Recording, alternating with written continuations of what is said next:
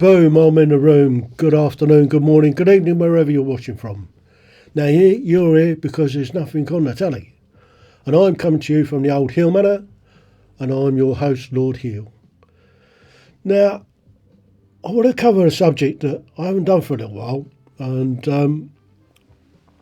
that is the cause of PTSD. Now, that term PTSD is used an awful lot. What it is post-traumatic stress disorder. Now, it affects people in lots of different ways. I myself, I've got a little bit of PTSD, and I know how to deal with it, having had it for some time, and it affects me in various ways. And there's a little trigger sometimes that triggers it, and I have a few moments. But I want to look at the cause. What causes PTSD in people? Now, lots of people understand that it's the military that suffer from PTSD. Well, it's not just the military, but I'll come on to how the military deal with it.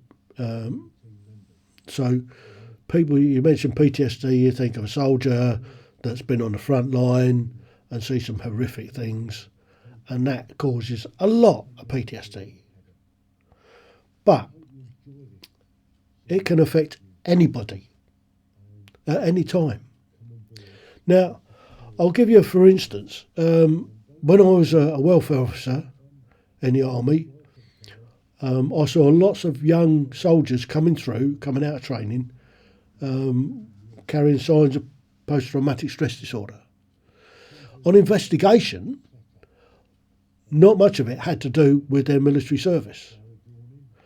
But it happened more often than not. It was something in their past, in their childhood, that's caused it. Now, a lot of that in their childhood, it can be a minor thing to most people. It could be something like seeing their parents arguing, a bit of domestic violence that's gone on. It could be seeing one of their siblings being disciplined, being spanked, or getting spanked themselves for something they've done wrong. So it can be something, on the face of it, as trivial as that they've carried with them all their lives and they've struggled to deal with. It could be somebody's just out on the street and they witness a car accident. That can have a devastating effect on people. You take the 7/7 bombings. You take the Andrea Grande, whatever her name is, the Manchester bomb, and the effect that's had on an awful lot of people. Now, in the civilian world, they don't really treat it. They don't look at the causes of it. They don't look at how to deal with it until it manifests itself into something really bad. Now, the military's been pretty bad at it for a long time, but over the last 20 years or so, they've come to use this thing called TRIM, which is Trauma Incident Management. And imagine, if you will, a patrol out on the ground in somewhere like Afghanistan, and they are hit with an IED. One or two of the guys have got really horrendous injuries, limbs blown off. Your training kicks in. You get in there, you deal with it, you put a tourniquets on, you put the 9-liner out. Excuse me.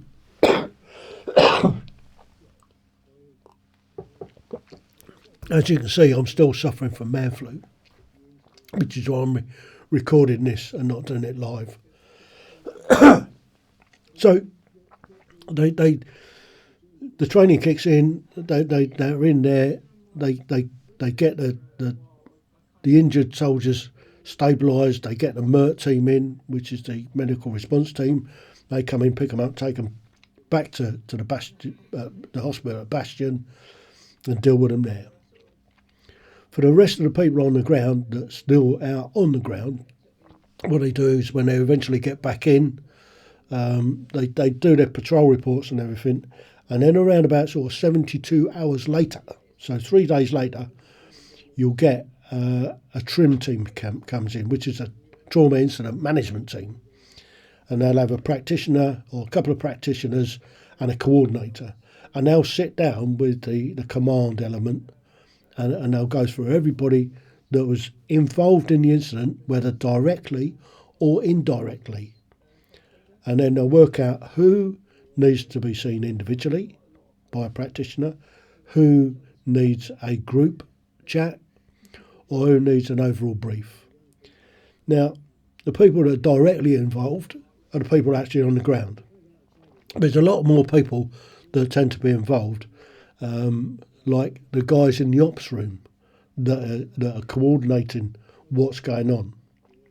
So those are involved, and it can have an effect on those. It can have an effect on other sections or other troops that have good friends that have been injured, that weren't out there. So they identify who needs talking to, and what they do is they assess everybody to see how they're coping, let them know what they're likely to experience. They relive it again in their heads. They lose sleep over it. But as time goes on, they deal with it, put it back in its box, and then about a month later, the team will come back in, re-interview everybody to see how people are doing, and if they're not doing, then they'll signpost them on to specialists, and they'll do that at a 72-hour point. If somebody needs the extra support, they'll identify it and point them in the right direction of getting specialist help. And then at 3 month point, they'll go back in again and reassess everybody, by which time most people have got on with life, understood what's been going on, and deal with it. That then helps negate getting complex post-traumatic stress disorder down the line.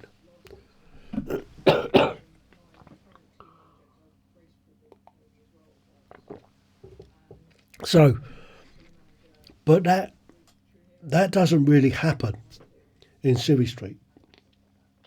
So people don't deal with it, and then it starts manifesting itself, and it starts affecting their life, and little triggers set it off again.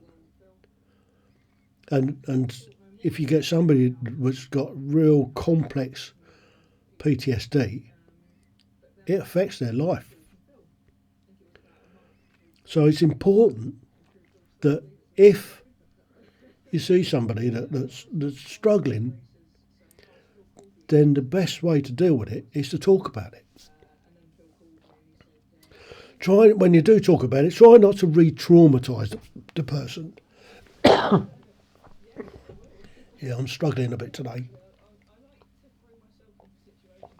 Yeah, try not to re-traumatise them. Try not to go back through the incident, but try and ascertain how they're feeling about it,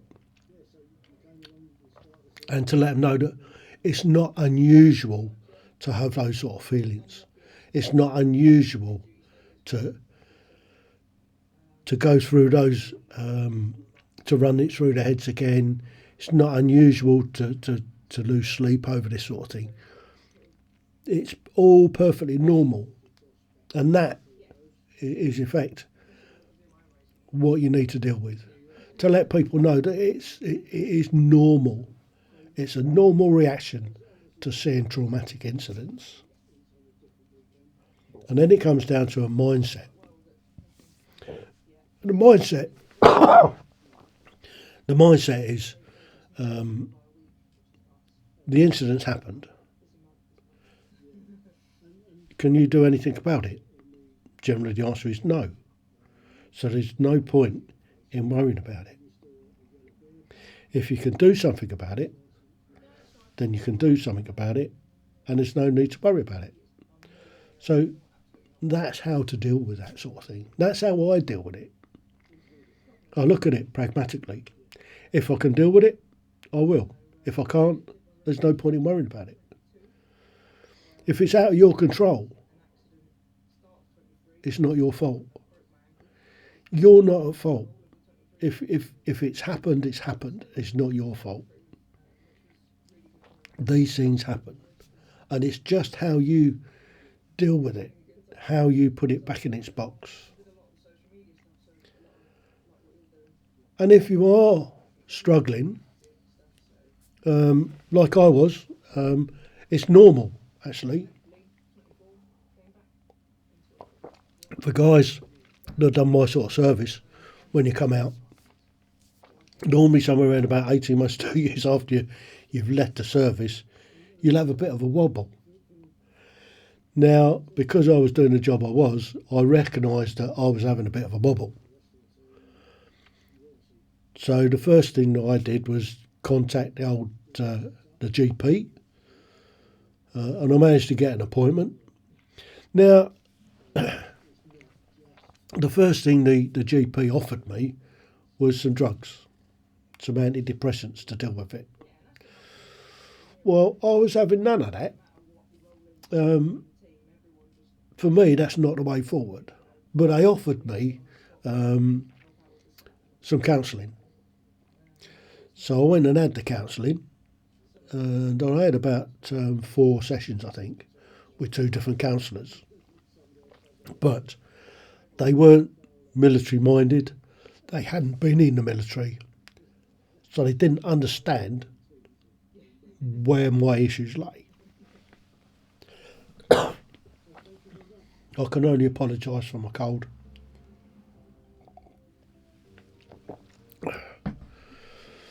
But just bear with me.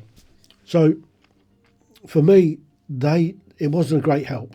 However, the way that I dealt with it is I contacted an old mate of mine, and we got together and had a couple of beers, and we talked through what we'd been through together, basically. And then we sorted it out from there. And I got it back in its box. And now a couple of times it has reared its head, and a couple of times, and I just put it back in its box. I know the causes of it, and I know what to do about it. So that is the way that I dealt with it. And I think that is the way that most people can deal with it, is to talk about it, get it out in the open. So that's what I did. So all I can say is if you do have these thoughts and you think you may be suffering from it, then step back, have a condor moment, and just analyse what you've seen, how it's affecting you, and what you can do about it. And there's several avenues open to you. I mean, first one I would say, go and talk to the people who have been involved with it. Then, if that doesn't work, go and have a chat with the doctor. Try not to go down the route of having drugs, antidepressants, because I guess once you get onto them, then it's a slippery old slope. But try and go down the talk route. Go and see a specialist. And there you go. That's my advice on the causes and the treatment of post-traumatic stress disorder in a nutshell. So for now I'm going to knock it on the head, but just before I go, if you see down here, there's a link there, and that's to my radio station. I've got my own radio station that plays a bit of music, and it plays all my back catalogue of stuff. And it runs 24/7, so if you're suffering from insomnia in the middle of the night, just pop that onto your laptop or your iPad and have a listen, or even your phone. You can get it on your phone, just put that into your browser and have a listen. You can also get it on Alexa. So if you say, Alexa, play Real Life Radio UK, and she'll come up and play Real Life Radio UK for you. So hopefully I'm going to be better for next week. And I may start looking at getting guests back in to talk about different aspects of mental well-being. So until then, take care, and I'll see you in the next one. So TTFN, ta-da for now.